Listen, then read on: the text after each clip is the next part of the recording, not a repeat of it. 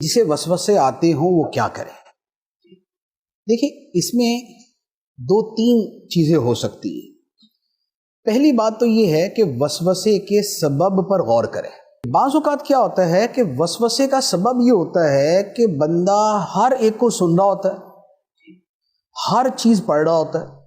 جیسے آج کا زمانہ ہے، آدمی سوشل میڈیا پہ سیدھوں کو بھی سن رہا ہے، الٹوں کو بھی سن رہا ہے۔ ان کو بھی سن رہا ہے جو دین کی طرف بلا رہے ہیں، انہیں بھی سن رہا ہے جو دین سے دور کر رہے ہیں، انہیں بھی سن رہا ہے جو کہہ رہے ہیں کہ بھئی 1400 سال سے جو دین سمجھا گیا وہ درست ہے، اور اب جو نئی تشریحات آ رہی ہیں یہ غلط ہیں، اور انہیں بھی سن رہا ہے جو یہ کہتے ہیں کہ 1400 سال سے غلط سمجھا گیا، جو میں کہہ رہا ہوں وہ صحیح ہے۔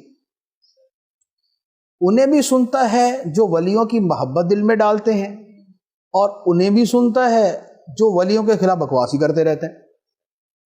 تو ہوتا یہ ہے کہ جب بندہ دو طرح کی آراء سنتا ہے اور دونوں طرح کے دلائل سن رہا ہوتا ہے، تو خود آدمی اتنا صاحب علم ہوتا نہیں، تو اب وہ ڈبل مائنڈ ہو جاتا ہے، وہ کنفیوز ہو جاتا ہے، اور پھر کبھی ادھر خیال جا رہا ہے کبھی ادھر خیال جا رہا ہے۔ اب آ کے کہتا ہے یار مجھے وسوسے آ رہے ہیں۔ تو اس وسوسے کا سبب تھا غلط لوگوں کو سننا یا غلط لوگوں کو پڑھنا۔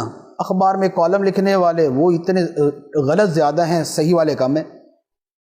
کتابیں لکھنے والے، ناول لکھنے والے، ناول کی اکثریت غلطی پر زیادہ ہوگی، صحیح والی چیز کی طرف کم ہوگی۔ تو بات یہ ہے کہ اگر یہ سبب ہے تو پھر اس سبب کو ختم کریں کہ غلط لوگوں کو نہیں سنیں، غلط لوگوں کی چیز نہ پڑھے، صحیح سنیں، صحیح پڑھے، تو آہستہ آہستہ یہ چیزیں ڈم ہوتی جائیں گی۔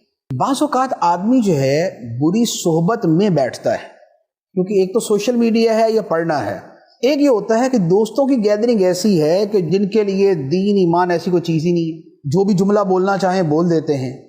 تو جو ظلمت کا جملہ ہوتا ہے وہ دل میں بھی ظلمت پیدا کرتا ہے، اور صحبت کا اثر بڑا واضح کہ اچھی صحبت ہے اچھا اثر کرے گی، بری صحبت ہے برا اثر کرے گی۔ اسی لیے قرآن پاک میں بطور خاص بری صحبت کے بارے میں اتنا صراحت کے ساتھ فرمایا وَإِمَّا يُنْسِيَنَّكَ الشَّيْطَانُ فَلَا تَقْعُدْ بَعْدَ الذِّكْرَىٰ مَعَ الْقَوْمِ الظَّالِمِينَ، کہ اگر شیطان تجھے بھلا بھی دے اور تو غلط لوگوں کے پاس بیٹھ جائے تو یاد آنے کے بعد پھر نہ بیٹھ ان کے پاس۔ اس کا مطلب یہ ہوا کہ ان کے پاس بیٹھنا جو ہے یہ تباہ کرتا ہے۔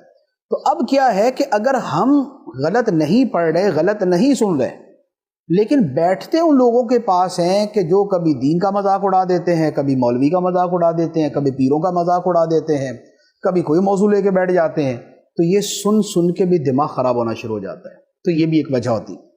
تو لہذا جب اسباب کا پتہ چل جائے تو بندہ اسباب سے دور ہو جائے۔ اس کے بعد کیا ہوتا ہے کہ ذکر الہی کی کثرت یہ بہت سے وساوس کو دور کر دیتی، اسی طرح درود پاک کی کثرت بہت سے وساوس کو دور کر دیتی ہے۔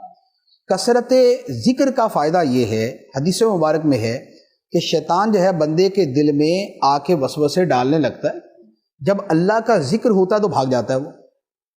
اور یہ جو آیت مبارک ہے نا، من شر الوسواس الخناس، کہ میں پناہ مانگتا ہوں وسوسے ڈالنے والے کے شر سے جو خناس ہے۔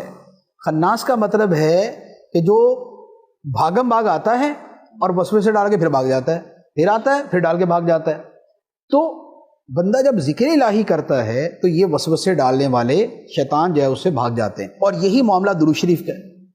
درود شریف بڑا کثرت سے پڑھا جائے تو آہستہ آہستہ جو ہے نا شیطان بھاگنا شروع ہو جاتا ہے، اور دل پر ایمان، سکینہ، اطمینان یہ اترنا شروع ہو جاتا ہے، تو یہ وسوسوں سے جان چھوٹ جاتی ہے۔